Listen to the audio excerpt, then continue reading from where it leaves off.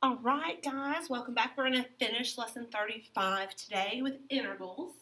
If you recall, the integral of x to the n dx is simply x raised to the n plus 1 divided by n plus 1 plus a constant c.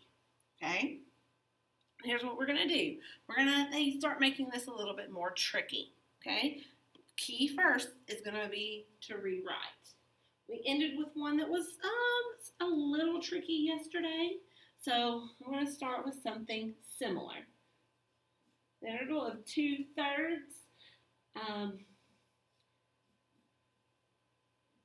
the fifth root of x cubed. Okay, dx. Sorry, I forgot the dx. Okay, can you go and find the integral of this?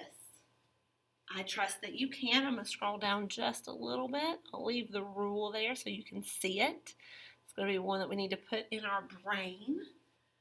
All right, so we're pulling the 2/3 across, and we're writing the integral, and I'm going to rewrite the fifth root of x cubed as x raised to the 3/5. Okay? So here we go. We have a 2/3 on the outside.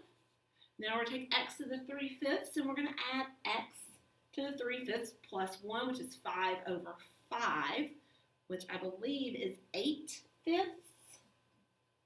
Okay? Divided by, which all of this is divided by, 8/5. Okay? Now we need to simplify this a little bit.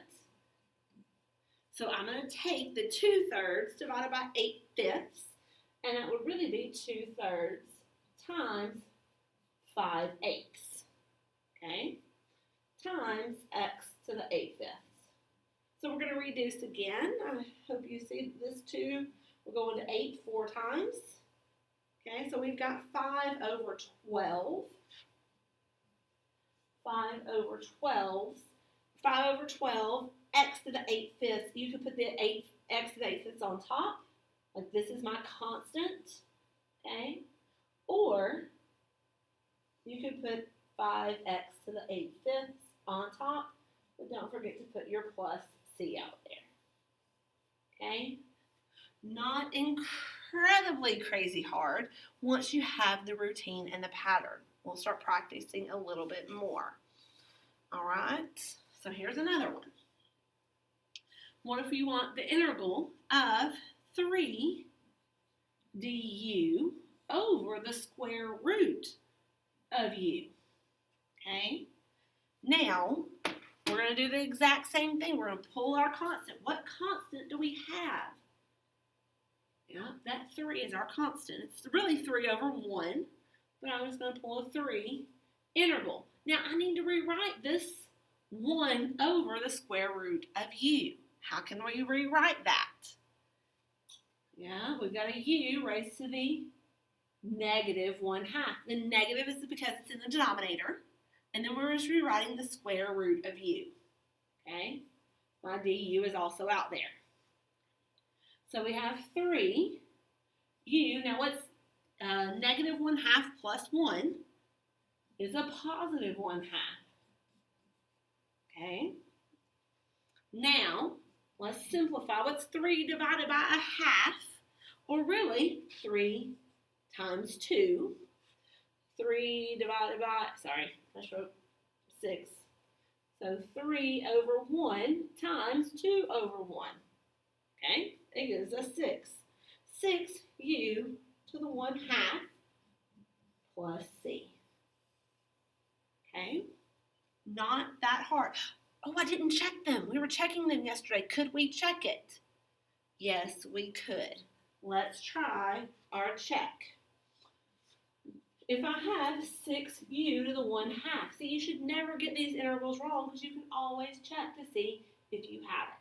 So it's 6 times 1/2. The u is 1/2 minus 1. 6 times 1/2 is 3. 1/2 minus 1 is a -1/2. And that's how we rewrote it. Could we even go back farther? Yes, we could. But we can see it's how we rewrote it. Okay? You can always check. All right, what if they give you something crazy like a pi as an exponent? What's the integral of 5z raised to the pi? Why would they want to do that to you? I don't know. Somebody will somewhere, and it's okay. Bringing our 5 across, what's the integral of z raised to the pi dz? Okay, it's going to be 5z. What's pi plus 1? That's exactly what it is, pi plus 1. Okay, we're going to divide by that pi plus 1 plus c. This is one that doesn't reduce at all, and you just have to leave it. And it's okay. All right. I think you might be ready. We're going to do one or two more, and then I'm just going to have a little quick lesson, and you're going to have some homework. That be okay? All right. What if I ask you, what's the integral of 1/2? That's a half, not a z. Sorry, because I almost wrote z. I like x is the best. X raised to the, how nice do we need to be?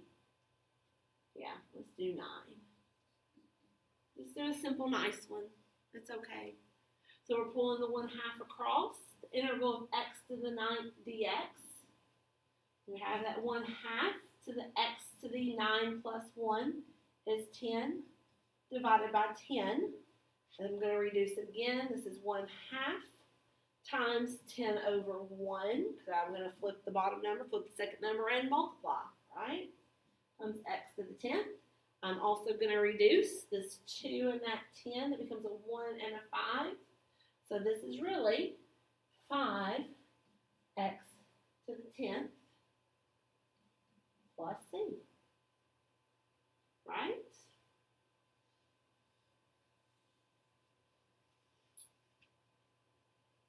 Did I do that right, or did I do it on the bottom? 1/2 times 1/10. I didn't flip the number on the bottom. I'm like, wait, something doesn't seem right. Imagine, I was like, wait, and that derivative is not. Stop, Miss Evans. My brain has shut off. I didn't flip my bottom number. I just left it as 10 over 1. I said, hey, flip the second number and multiply. But when I flip it, it's 1/10. Oh my goodness. This should be 1/20 x to the 10th, or x to the 10th over 20 plus c. That's even a better answer. Whew, I don't know what my brain was thinking right then. Making up my own problems. That's what happened. All right, I think it's probably time for you guys to just have a few problems. We're going to do lesson 35, and we're just going to do 1 through 10. Numbers 1 through 10, okay? Yes, I am going to let you struggle a little bit with number 1. The surface area of a rectangular solid is 100 centimeters square. Think about what a rectangular solid is. Think about a tissue box. Okay. Oh, that's a really bad. It's better if I do it this way. Okay. Think about how you would find the surface area for that. Okay. If you know the length and width are equal, oh, that means it's a square. It's the volume in terms of L. So what would you do? Okay.